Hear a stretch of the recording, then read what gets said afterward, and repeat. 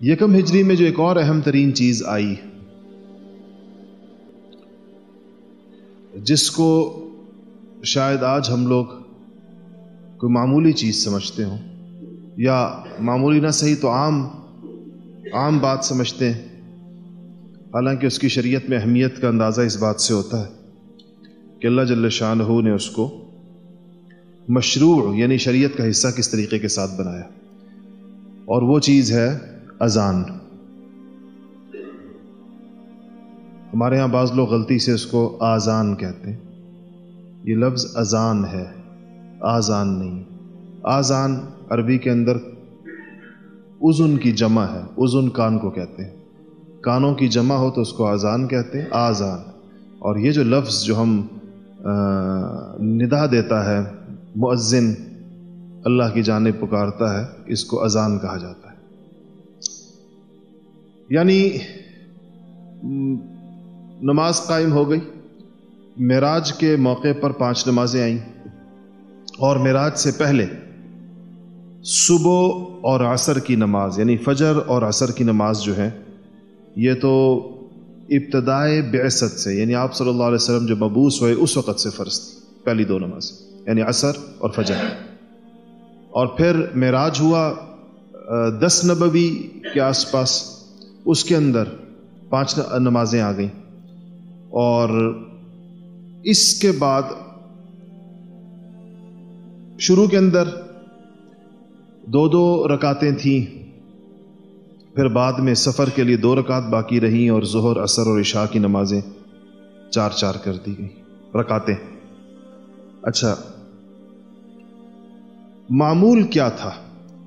اذان آنے سے پہلے جماعت کی نماز کیسے ہوتی تھی؟ جب وقت داخل ہو جایا کرتا تھا نماز کا تو حضرات صحابہ مسجد میں آ جایا کرتے تھے اور نماز کے انتظار میں بیٹھ جاتے تھے، اور جس وقت رسول اللہ صلی اللہ علیہ وسلم چونکہ امامت خود فرماتے تھے اور آپ نے ساری عمر خود امامت فرمائی، اور آپ کی حیات مبارکہ میں آپ کی موجودگی میں سوائے سیدنا ابو بکر صدیق رضی اللہ تعالی عنہ کے جو آپ کے جانشین اور خلیفہ بلا فصل تھے، کسی اور نے امامت نہیں کی آپ کی موجودگی میں۔ آپ خود امامت فرمایا کرتے تھے۔ جب آپ حجرہ مبارکہ سے جو کہ مسجد نبوی کے ساتھ متصل تھے، ازواج مطہرات کے حجرے، تو جب آپ تشریف لایا کرتے تھے تو اس وقت جماعت کھڑی ہوا کرتی تھی۔ تو اب آہستہ آہستہ مدینہ کی بستی بڑھ رہی تھی، اور اس بات کی ضرورت محسوس ہوئی کہ نماز کے لیے جمع کرنے کے لیے کوئی علامت ہونی چاہیے، کوئی چیز ایسی ہو جس سے مسلمانوں کو پتہ چلے کہ نماز کا وقت ہو، جماعت کا وقت ہو گیا۔ اوقات نماز تو پتہ ہی ہوتے ہیں، لیکن جماعت کا وقت ہو گیا اور مسجد میں اب جماعت جلد کھڑی ہو جائے گی، تو اس کے لیے کوئی علامت ہو۔ آپ صلی اللہ علیہ وسلم کو اس ضرورت کا احساس ہوا، اور آپ نے حضرات صحابہ کرام رضوان اللہ تعالی علیہ مجمعین سے اس کے اوپر مشورہ طلب کیا۔ آپ نے پوچھا کیا کیا جائے؟ بعض صحابہ نے کہا کہ ہم ناقوس بجایا کریں گے۔ ناقوس ایک لکڑی ہوا کرتی تھی جس کو اس زمانے کے نصارہ بھی اپنے گرجوں کے اندر بجایا کرتے تھے۔ آج کل جس کو گھنٹا کہتے ہیں، بیلز کہتے ہیں، جو گھنٹیاں بجائی جاتی ہیں، یا بڑا ایک گھنٹا ہوتا ہے۔ آپ نے اب بھی دیکھا ہوگا بعض کلیساؤں کے گھنٹے ان کے میناروں سے بلند ہوتی ہیں، ان کی آوازیں دور دور تک جاتی ہیں، خاص انداز کی آواز ہوتی ہے، پہچانی جاتی ہے۔ یہ قدیم رواج ہے نصارہ کا۔ ان کی عبادت سے پہلے عبادت کے لیے لوگوں کے جمع ہونے کی ایک علامت ہے۔ اور کسی نے کہا کہ بوق بجایا کریں گے۔ بوق ایک قسم کا خاص انداز کا بغل تھا، اور یہ جو ہے یہ اس زمانے کے اندر یہود کا طریقہ یہ تھا کہ وہ اپنی عبادت کے لیے جمع ہوتے ہوئے اس کو بجایا کرتے تھے۔ اور تو یہ مشورے آئے مختلف قسم کے۔ کسی نے کہا کہ ایک صورت یہ ہو سکتی ہے کہ کسی بلندی کی جگہ کے اوپر آگ جلا دی جائے تو آگ بھی علامت بن سکتی ہے۔ تو رسول اللہ صلی اللہ علیہ وسلم نے ان تینوں مشوروں کو پسند نہیں فرمایا۔ آپ نے فرمایا کہ ایک مشورے میں نصارہ کے ساتھ مشابہت ہے، پہلی صورت کے اندر اگر ناقوس بجایا جائے، بوق بجایا جائے یا بغل جس کو کہتے ہیں، خاص قسم کا بغل ہوتا ہے، تو اس کے اندر یہود کے ساتھ مشابہت ہے، اور اگر آگ جلائی جائے تو اس کے اندر تو خالص مجوسیوں سے اور آتش پرستوں کے ساتھ مشابہت ہے۔ تو یہ مجلس برخاست ہو گئی بغیر کسی فیصلے کے، جو مشورے کی مجلس تھی۔ حضرات صحابہ رضوان اللہ تعالی علیہم اجمعین اپنے دل پر اس بات کی فکر لے کر رخصت ہوئے کہ حضور اکرم صلی اللہ علیہ وسلم نے ایک مشورہ مانگا تھا اور کوئی ایسا مشورہ سامنے نہیں آیا جس پر آپ فیصلہ فرما لیتے، تو اس فکر کے ساتھ صحابہ رخصت ہوئے۔ اللہ جل شانہ کا ایک معاملہ ہوتا ہے، اور بعض قلوب، بعض دل زیادہ اثر لیتے ہیں کسی بات کا۔ تو سیرت نگاروں کا، محدثین کا یہ خیال ہے کہ عبداللہ ابن زید رضی اللہ تعالی عنہ پر اس کا سب سے زیادہ اثر ہوا کہ نبی کریم صلی اللہ علیہ وسلم کو ایسا کیا مشورہ دیا جائے جو آپ کے دل کو بھا جائے، جو آپ کو پسند آ جائے اور جو آپ چاہ رہے ہیں وہ ہو جائے۔ تو رات کو انہوں نے ایک خواب دیکھا، عبداللہ ابن زید رضی اللہ تعالی عنہ۔ انہوں نے دیکھا کہ ایک شخص ہے جس نے سبز لباس پہنا ہوا ہے، اور اس اپنے سبز لباس کے ساتھ اس شخص کے ہاتھ میں ناقوس ہے اور وہ گزر رہا ہے۔ تو کہتے ہیں کہ میں نے اس سے پوچھا کہ ناقوس فروخت کرو گے، بیچو گے؟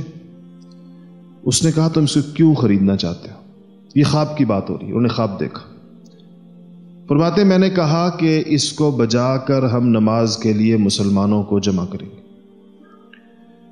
تو اس نے کہا کہ میں تمہیں اس ناقوس کے بجانے سے زیادہ بہتر بات نہ بتاؤں، زیادہ بہتر تدبیر نہ بتاؤں جس سے مسلمان بھی جمع ہو جائیں گے اور ناقوس بھی نہیں بجانا پڑے گا؟ کہتے میں نے کہا ضرور بتاؤ۔ تو اس نے کہا کہ اس طرح کہو، اللہ اکبر اللہ اکبر، اور اشہد ان لا الہ الا اللہ، اشہد ان لا الہ الا اللہ، اشہد ان محمد رسول اللہ، اشہد ان محمد رسول اللہ، حی علی الصلاۃ، حی علی الصلاۃ، حی علی الفلاح، حی علی الفلاح، اللہ اکبر، لا الہ الا اللہ۔ یہ انہوں نے خواب میں کہا، اور کہا کہ جب یہ اذان دے کر مجھے دکھایا اور اس کے بعد پھر اس جگہ سے تھوڑا سا ہٹ کر کھڑے ہوئے اور اقامت کہہ کر دکھایا، اور اس اقامت کے اندر قد قامت الصلاۃ، قد قامت الصلاۃ کا اضافہ کر دیا۔ کہتے ہیں صبح ہوئی، عبداللہ ابن زید رضی اللہ تعالیٰ عنہ فرماتے ہیں کہ جب صبح ہوئی تو میں رسول اللہ صلی اللہ علیہ وسلم کی خدمت میں حاضر ہوا، اور میں نے اپنا خواب آپ صلی اللہ علیہ وسلم کو سنایا۔ تو یہ خواب سنتے ہی آپ نے ارشاد فرمایا کہ ان هذه لرؤیا حق انشاءاللہ، کہ آپ نے فرمایا کہ سچا خواب ہے انشاءاللہ، یہ بالکل سچا خواب ہے۔ اور اس کے بعد آپ نے عبداللہ ابن زید سے کہا کہ یہ کلمات بلال کو سکھا دیں اور بلال اذان دیں پہلی۔ تو اور اس کی وجہ یہ بیان فرمائی کہ بلال کی آواز تمہاری آواز سے زیادہ اونچی ہے، اونچی آواز ہے، دور تک جائے گی۔ اذان کا تو مقصد ہی یہی ہے کہ وہ ہر اس شخص کے کانوں تک پہنچے جس سے نماز پڑھنی ہے۔ اور ان سے کہا کہ یہ اذان جو ہے حضرت بلال کو سکھا دے، اور حضرت بلال اذان دے دے۔ تو پہلی اذان سیدنا بلال رضی اللہ تعالی عنہ نے جب مدینہ میں مسجد نبوی کی چھت کے اوپر چڑھ کر یا حجروں کی چھت کے اوپر چڑھ کر دی، تو یہ آواز سیدنا عمر فاروق رضی اللہ تعالی عنہ کے کانوں میں پڑی اذان کی، اور وہ تیزی کے ساتھ تیز تیز قدموں سے چلتے ہوئے مسجد نبوی پہنچے اور کہا کہ یا رسول اللہ، یہی خواب میں نے بھی رات کو دیکھا، اور یہی کہ یہی چیز مجھے بھی رات کو بتائی گئی کہ اس طرح اذان دی جائے۔ تو حضور اکرم صلی اللہ علیہ وسلم نے فرمایا کہ اس پر حضرت عمر کے الفاظ جو حدیث میں آتے والذی بعثک بالحق، یا رسول اللہ قسم ہے اس ذات کی جس نے آپ کو حق دے کر بھیجا ہے، جس نے آپ کو اسلام دے کر بھیجا، لقد رأیت مثل، میں نے بھی اسی قسم کا خواب دیکھا جو ان کو دکھایا گیا۔ تو اس پر رسول اللہ صلی اللہ علیہ وسلم نے ان کی کہا کہ اللہ نے حق پہ تم لوگوں کو جمع کیا، ایک حق بات پر اللہ پاک نے تم دونوں کے دلوں کے اندر ڈالی۔ تو یکم ہجری سے مسلمانوں کی مسجدوں سے اذانیں بلند ہونا شروع ہوئیں، جو آج دیکھیں تو دنیا میں ایک کونے سے لے کر دوسرے کونے تک کوئی وقت ایسا نہیں ہوتا، گزرتا نہیں ہے کہ جب دنیا کے کسی نہ کسی خطے میں اذان نہ دی جا رہی ہو۔ پوری دنیا کے گلوب پر آپ یہ اذان یوں گلوب کے گرد اوقات کے مطابق گھومتی ہے، ایک کونے سے یوں گلوب کے گرد ایک چکر لگاتی ہے، اور 24 گھنٹوں میں سے کوئی وقت ایسا نہیں گزرتا جب کہیں نہ کہیں پر اذان نہ دی جا رہی ہو۔ یہ مسجد نبوی سے اٹھی ہوئی اذان کی برکت دیکھیں اور اللہ جل شانہ کی قبولیت دیکھیں کہ، اور اذان کے کلمات پر کبھی آپ غور کریں، اللہ تعالیٰ کی بڑائی، اللہ اکبر اللہ اکبر، پھر شہادت اشہد ان لا الہ الا اللہ، اشہد ان لا الہ الا اللہ، اللہ تعالیٰ کی وحدانیت کی شہادت، پھر رسول اللہ صلی اللہ علیہ وسلم کی نبوت کی شہادت، شہادت گواہی کو کہتے ہیں، بہت اونچے درجے کی چیز ہوتی ہے، اشہد ان محمد الرسول اللہ۔ اس کے بعد نماز کی اہمیت کہ حی علی الصلاۃ، آؤ نماز کی جانب، اور پھر صلاح کو فلاح کا کہہ کر دنیا اور آخرت کی کامیابی کی ضمانت کہ حی علی الفلاح، کہ صرف نماز نہیں ہے، فلاح ہے، یعنی دنیا اور آخرت کی تمام کامیابیاں اس کے اندر، اس عمل اور اس عبادت کے اندر۔ اور پھر اللہ کی تکبیر، اللہ اکبر لا الہ الا اللہ۔ ویسے سچی بات ہے کہ کتنے بد نصیب ہیں وہ لوگ جو اس اللہ کے منادی کی پکار سن کر بھی اس کو لبیک نہ کہیں۔ اس اللہ کا منادی دن میں 5 دفعہ یہ آواز لگائے کہ آؤ نماز کی طرف آؤ اور فلاح کی طرف آؤ، اور یاد رکھیے گا کہ مردوں کے لیے جماعت کے ساتھ نماز جو پڑھنا مسجد میں یہ فرض ہے۔ تو اس لیے اس کو بالکل کافی نہیں سمجھنا چاہیے کہ ہم انفرادی اکیلی نماز پڑھیں، کہ ہم نے نماز تو پڑھ لی، بندہ سوچے میں نے تو پڑھ لی۔ اگر یہ اکیلی ہوتی تو آخر یہ سارا کیا ہے جو اتنی مسجدوں کا قیام ہے؟ یہ مسجد، نماز، جماعت، یہ اسلام کے بہت عظیم الشان شعائر میں سے، اسلام کی بہت بڑی علامتوں میں سے، اور جس کو اللہ جل شانہ توفیق دے۔ تمہارے ہاں تو پھر ہر گلی کے اندر مسجد ہوتی ہے، نہیں تو دوسری تیسری گلی کے اندر مسجد ہوتی ہے، وہ خوش نصیب بھی ہیں۔ یہاں تو ہم نے کم، لیکن باہر کے ملکوں میں دیکھے 20-20 منٹ ڈرائیو کر کے مسجد جاتے ہیں۔ میں نے خود ایسے لوگ دیکھے، 20 منٹ کی ڈرائیو پر مسجد ہے امریکہ میں، اور 5 نمازیں جماعت کے ساتھ پڑھتے ہیں، 5 نمازیں جماعت کے ساتھ۔ اتنا فرق تھا کہ وہ میرے بہنوئی ہیں، میں ان سے پوچھا، کہتے ہیں 5 نمازیں وہاں، تو میں نے کہا کس طرح کرتے ہیں؟ تو مغرب عشاء کیا کرتے ہیں؟ ہاں پھر یہ ہے کہ عصر پر جب جاتے ہیں اکثر اوقات تو عشاء پڑھ کے آتے ہیں، کبھی مغرب پر جاتے ہیں تو عشاء پڑھ کے آتے ہیں، درمیان کا وقت اور دینی کاموں میں مسجد کے اندر گزارتے ہیں۔ اس وجہ سے اتنا وقت مسجد میں گزرتا ہے کہ نماز جماعت کے ساتھ مل جائے۔ تو اتنی اہمیت ہے، ہمارے لیے تو بڑی سہولت ہے، ٹہلتے ٹہلتے بھی آ جائیں، گھر سے نکل کر چند قدم چلے تو مسجد آ جاتی ہے۔ یہ اللہ یہ سہولت ساری دنیا کے مسلمانوں کو اس طرح حاصل نہیں ہوتی کہ ہر جگہ پر ہی مسجدیں اتنی زیادہ ہوں، اور ہر دوسری تیسری گلی کے اندر ہوں، اور ہر جگہ پر ہوں۔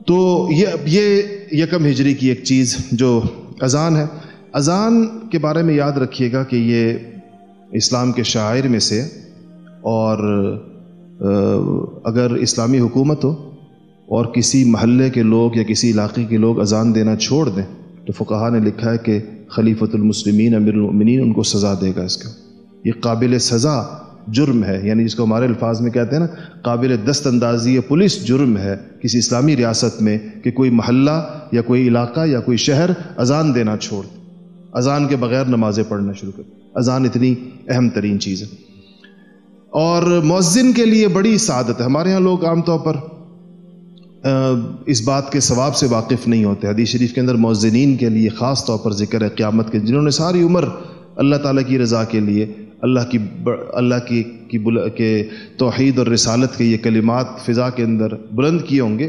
تو روز قیامت بعض روایات کے اندر آتا ہے کہ رسول اللہ صلی اللہ علیہ وسلم کے امت کے مؤذنین اپنی بلند گردنوں کی وجہ سے پہچانے جائیں گے، اللہ ان کو اونچا کر دے گا باقی لوگوں کی نسبت، اس وجہ سے کہ انہوں نے یہ فضا کے اندر ان کی وجہ سے یہ اذان آئی ہے، یہ آواز آئی ہے اور چلتی رہی ہے۔